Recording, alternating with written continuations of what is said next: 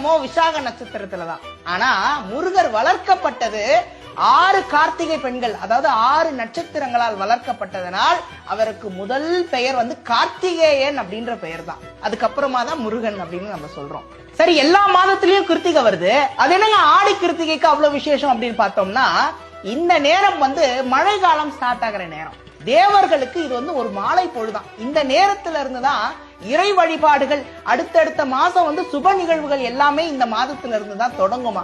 அதனாலதான் இந்த ஆடி கிருத்திகைக்கு ரொம்ப விசேஷம். ஆடி கிருத்திகையில காவடி ஏந்துவாங்க, அழகு குத்துவாங்க. இதையெல்லாம் தாண்டி கார்த்திகை விரதம் அப்படின்றது முருகனுக்கு ரொம்ப விசேஷம்.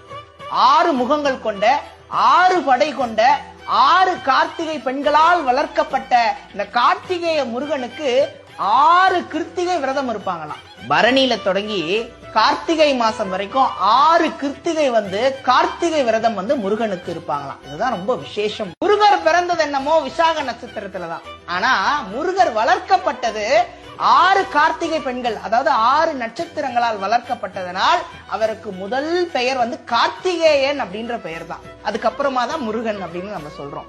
சரி, எல்லா மாதத்திலயும் கிருத்திகை வருது, அது என்னங்க ஆடி கிருத்திகைக்கு அவ்வளவு விசேஷம் அப்படின்னு பார்த்தோம்னா, இந்த நேரம் மழை காலம் ஸ்டார்ட் ஆகிற நேரம். தேவர்களுக்கு இது ஒரு மாலை பொழுதான். இந்த நேரத்துல இருந்துதான் இறை